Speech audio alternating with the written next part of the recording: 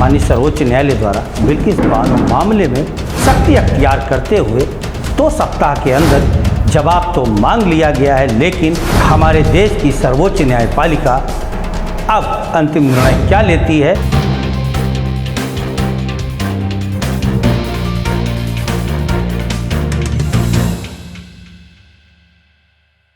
बिल्किस बानो सामूहिक बलात्कार के मामले में आज सुप्रीम कोर्ट ने केंद्र सरकार और गुजरात सरकार से नोटिस देकर के जो 11 आरोपी रिहा किए गए हैं उनके संबंध में जवाब मांगा है। प्रधान न्यायाधीश NV रमण की अगुवाई वाली पीठ ने केंद्र सरकार और राज्य सरकार से यह पूछा है कि रातों रात ऐसा क्या हुआ कि इन 11 बलात्कारियों को छोड़ दिया गया, जिसके संबंध में पीठ ने महज 2 सप्ताह का वक्त केंद्र सरकार और राज्य सरकार को दिया है और कहा है मामले में सजा पाने वालों को भी पक्षकार बनाया जाए। याचिका करने वाली मार्क्सवादी कम्युनिस्ट पार्टी की नेता पूर्व सांसद सुभाषिनी अली, पत्रकार रेवती लाल और सामाजिक कार्यकर्ता रूपरेखा रानी द्वारा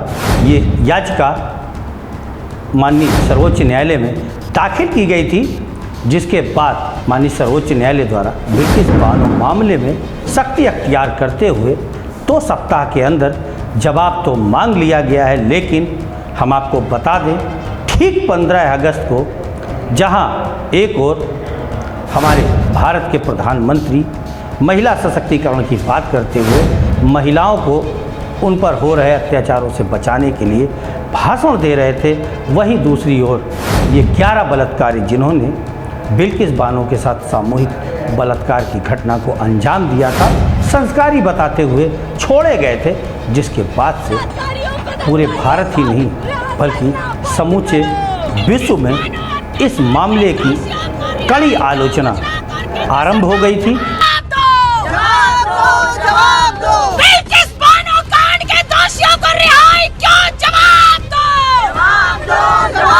इस मामले में कब बिल्किस बानो के साथ घटना को अंजाम दिया गया था, कौन कौन घटना करने में शामिल थे, कैसे बिल्किस बानो 11 आरोपियों को सज़ा दिलाने में कामयाब हो पाई, आपके सामने सिर्फ 1 मिनट में हम आपको दिखाएंगे, जो आपके सामने है। बिल्किस बानो 2002 के गुजरात दंगों के दौरान दंगाइयों ने बिल्किस बानो के साथ गैंगरेप किया। तब वह गर्भवती थी। उसके परिवार के 7 सदस्यों समेत 14 लोगों को दंगाइयों ने मार डाला था। 2008 में CBI की विशेष अदालत ने 13 में से 11 आरोपितों को दोषी ठहराते हुए उम्र कैद की सज़ा सुनाई। 2017 में बॉम्बे हाई कोर्ट ने भी ट्रायल कोर्ट के फैसले को बरकरार रखा। सभी 11 दोषी अब रिहा हो चुके हैं, क्योंकि गुजरात सरकार ने कैद के दौरान उनके अच्छे चाल चलन के आधार पर ये फैसला लिया। जेल से बाहर आने पर इन रैपिस्टों और हत्यारों का कुछ लोगों ने तिलक लगाकर माला पहनाकर किसी हीरो की तरीके स्वागत किया।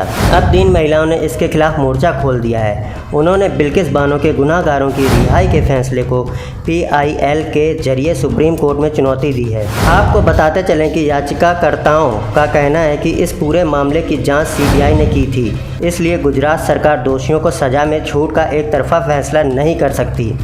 क्रिमिनल प्रोसीजर कोड के सेक्शन 435 के तहत राज्य सरकार के लिए इसके लिए केंद्रीय गृह मंत्रालय से सलाह लेना अनिवार्य है। वर्तमान समय में बिल्किस बानो के साथ भयावह घटना को अंजाम देने वाले 11 के 11 आरोपी रिहा हो चुके हैं। अब तो यह समय ही बताएगा कि हमारे देश की सर्वोच्च न्यायपालिका अब अंतिम निर्णय क्या लेती है, और जो कुछ भी अंतिम निर्णय लिया जाएगा उसे भी हम दिखाएंगे। हालांकि हम तो बस यही कहेंगे कि हमारा भी निवेदन है कि कहीं ना कहीं जो 11 आरोपी हैं, अगर उन्होंने बिल्किस बानो के साथ जघन्य घटना को अंजाम दिया था तो वह कभी संस्कारी नहीं हो सकते, उन्हें माफ़ नहीं किया जाना चाहिए।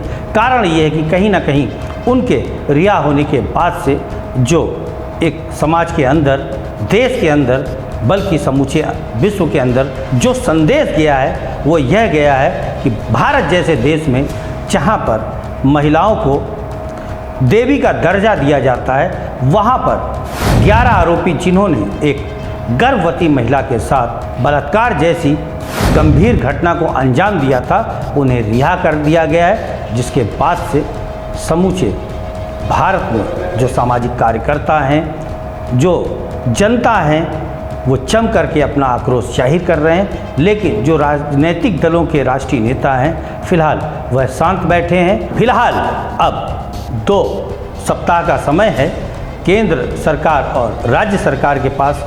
अब देखना ये है कि अंतिम निर्णय, जैसा हम पहले भी बोल चुके हैं कि अब अंतिम निर्णय माननीय सर्वोच्च न्यायालय क्या लेता है। सभी की निगाहें अब हमारे देश की सर्वोच्च न्यायपालिका पर टिकी हुई हैं।